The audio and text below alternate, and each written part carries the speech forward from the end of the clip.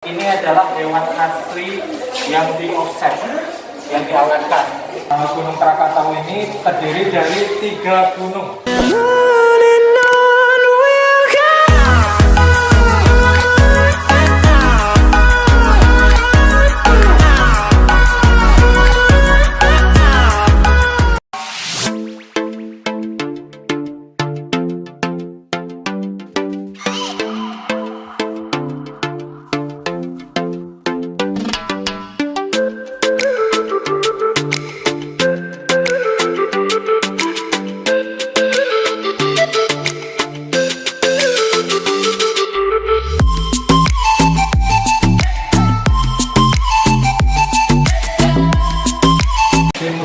Ini disimpan 4.754 koleksi. Di antaranya terdiri dari 10 jenis koleksi yang ada di sini. Nah, ini tidak semuanya disimpan di gedung pameran ini ya. Di sini cuma ada 20%-nya. Yang lainnya disimpan di gedung storage. Nah, ini yang pertama adalah ini koleksi geologika. Koleksi geologika Museum Lampung ini ada hewan-hewan yang dilindungi, seperti beruang, kemudian harimau Sumatera dan terenggiling ini dan lain-lain ini adalah hewan asli yang di offset, yang diawetkan. Nah ini adalah hewan dengan habitat asli di Taman Nasional Bukit Barisan Selatan. Ada di sisir Tanggamus. Nah itu ada di bagian pesisir barat Lampung. Nah ini semua hewan-hewan yang dilindungi karena langka. Kemudian lain-lainnya. Lanjut ke sini. Nah di sini kan ada diorama letusan Gunung Krakatau. Letusan Gunung Krakatau ini terjadi pada tahun 1883. Nah ini Gunung Krakatau ini terdiri dari 3 gunung. Adalah pulau yang terdiri dari 3 gunung, yaitu Gunung Danan, Gunung Rakata, dan Gunung Perbuatan. Nah ini saat letusannya pada 27 Agustus 1883, lava dan lava pun. Ini adalah lava pijar yang sudah membeku menjadi batu seperti ini. Nah ini material letusannya. Kemudian setelah Gunung Krakatau meletus, terbentuklah kaldera.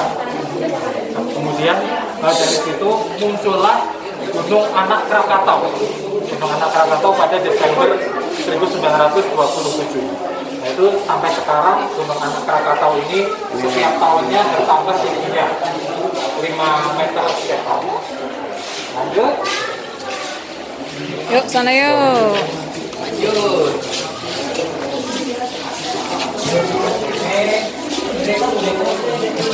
Ini ada koleksi geologika juga, koleksi geologika Museum Lampung. Di sini ada batuan-batuan, ada batuan beku yang dari turun magma, kemudian batuan sedimen atau batuan endapan, dan batuan metamor. Adalah pada masa prasejarah ya, ini dimulai dari Homo erectus. Homo erectus ini terdiri dari Pithecanthropus erectus dan Meganthropus. Nah ini fosil-fosilnya, kemudian alat-alat batunya yang masih sederhana. Kemudian ini dari zaman Paleolitikum sampai dengan Mesolitikum. Nah ini ciri-ciri dari Mesolitikum, ini ada Kyoken-Mondinger atau sampah dapur seperti kerang-kerang ini dan fosil gading gajah. Setelah Homo erectus ada Homo sapien. Homo sapien ini alat-alatnya, alat-alat batunya lebih dihaluskan, sudah dihaluskan. Nah ini terdiri dari manusia-manusia, Homo solensis, Homo wajak, kemudian Homo flores dan sebagainya. Ini alat-alatnya ada pelincung dan beling persegi. Nah ini masa bercocok tanam.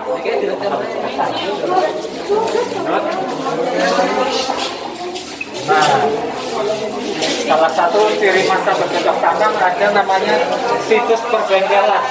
Nah, ini kalau di Lampung ada di Padang Cermin. Nah ini situs perbengkelan itu ada namanya proses buat, kemudian proses pakai dan proses buang. Nah ini kalau proses buat ada bahan bakunya, kemudian proses pakai yang itu sudah jadi alatnya, kemudian proses buang itu yang alat-alatnya sudah mulai gopeng. Nah ini masa bercocok tanam. Nah kemudian setelah itu masuk ke tradisi megalitik sebelah sini. Tradisi megalitik sebelah sini. Nah ini ada namanya Lingga dan Yoni. Lingga dan Yoni. Ya. Lingga ini ini berbentuk lingga dan Yoni. Nah ini bentuknya tahu nggak seperti apa ini? Tahu nggak tahu kan? Timur. Nah ini berbentuk seperti alat kelamin laki-laki dan alat kelamin perempuan. Nah ini mengapa ini dipuja pada waktu itu? Ini adalah kesatuan tertinggi, karena melambangkan kesuburan, baik kesuburan reproduksi maupun kesuburan tanaman, gitu, kesuburan bumi. Ya lanjut. Ini lubang batu untuk mengembung biji-bijian. Kemudian di sini ini juga masih tradisi megalitik, ada batu bergores. Ini untuk menambahkan kekuatan magis pada senjata tajam yang diasahkan. Kemudian ini salah satu ciri-ciri dari tradisi megalitik adalah kepercayaan kepada nenek moyang. Nah ini diwujudkan pada arca yang jadi media sesembahan. Nah megalitik itu kan artinya batu besar, tapi ini bukan cuma batunya yang besar, tapi adalah tradisi yang menonjol pada adanya kepercayaan pada nenek moyang. Nah seperti di sini, ini juga masih tradisi megalitik, tapi bukan batu besar, tapi ada arca kecilnya, arca megalitik. Ini karena tadi megalitik adalah tradisi yang sudah ada kepercayaan pada nenek moyang. Oke lanjut.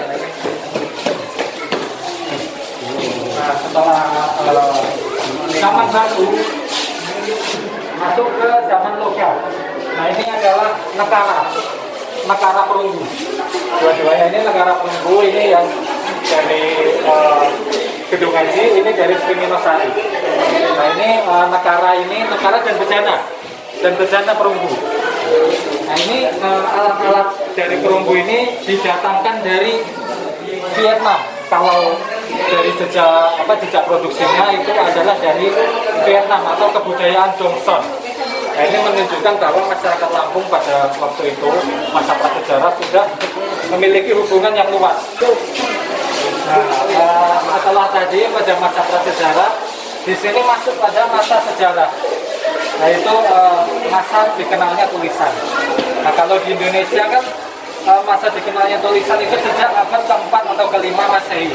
Nah itu saat dikenalnya prasasti Yupa. Nah kalau di Lampung masa sejarahnya dimasuki pada abad ke-7.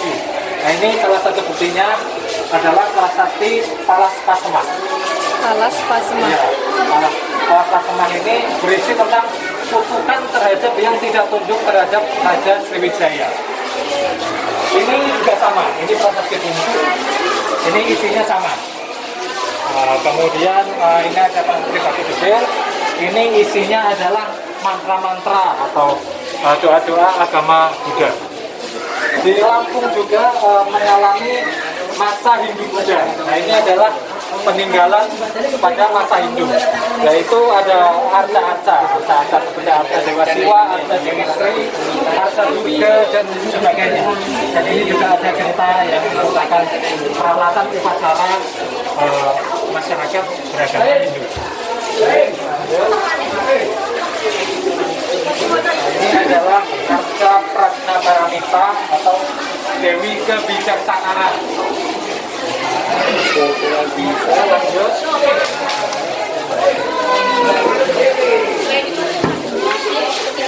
Nah ini adalah peninggalan pada masa Buddha. Nah ini ada arca kepala Buddha, ada fragmen tangan arca. Nah ini fragmen tangan arca ini sikap tangannya adalah sikap Vitarka Mudra namanya. Vitarka Mudra ini sikap memberi pengajaran, dia memberi pengajaran seperti itu. Kemudian kita masuk ke sini, ini ada prasasti Ulu-Belu. Prasasti Ulu-Belu ini berisi tentang kepercayaan kepada Trimurti. Nah, kemudian di sini ada prasasti Dadap. Nah, ini kalau dilihat bentuknya, nah ini seperti di background ini ada seperti raja-raja gambar-gambar. Nah, ini nantinya ada dalam motif kain inu. Nanti mempengaruhi budaya Lampung setelah masa ini. Lanjut. Nah, ini peninggalan pada masa Buddha juga. Ini adalah Arca Bodhisattva atau bahasa lokalnya Arca Putri Badariah. Masa Islam di sini dapat dilihat dengan ditemukannya ini Al-Quran dari kertas Daluang.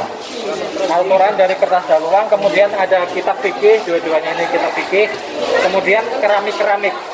Nah, ini menandakan masuknya Islam pada waktu itu. Nah, ini Islam masuk di Lampung ini diperkirakan pada abad ke-14. Pada abad ke-14 itu dari Kesultanan Banten. Kemudian ada juga teori yang menyebutkan bahwa dari Palembang juga, atau dari Pagaruyung juga. Masuk ke sini adalah koleksi filologika. Koleksi filologika itu adalah koleksi naskah kuno. Koleksi naskah kuno yang ditulis dengan tangan. Nah, ini media tulisnya adalah kulit kayu. Nah, kulit kayu ini biasanya bertuliskan aksara Lampung, kemudian ada yang bertuliskan aksara Arab, ada yang berisi raja-raja. Nah, ini koleksi filologika merupakan tanda bahwa masyarakat Lampung ini memiliki aksara. Nah, tidak banyak di Indonesia ini yang memiliki aksara. Hanya 9 daerah yang punya aksara sendiri. Termasuk salah satunya adalah Lampung. Ya, lanjut. Nah, kalau itu tadi adalah buku kulit kayu, di sini ada media tulis lain seperti bambu, tanduk, gelumpai, dan lontar. Nah, ini lontar. Oke, lanjut.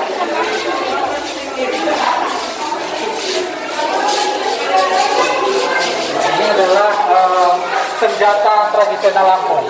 Ini ada tombak atau tayang, kemudian tameng, keris. Keris ini kalau di Lampung bilangnya tabapang. Kemudian ada batik, ada golok dan pedang. Ini adalah peninggalan dari masa Raden Intan II. Nah, Raden Intan II ini adalah keturunan dari Fathahilah. Ini perjuangannya pada waktu itu diilhami oleh semangat jihad. Nah, itu dapat dilihat dari ini namanya Pedang Punggawa Raden Intan. Pedang Punggawa Raden Intan ini di dalam bilangnya bertuliskan surat Yasin ayat ke-82 yang bunyinya kurang lebih innama amruhu idza arada syai'an ayaqulalahu kun fayakun. Nah, itu artinya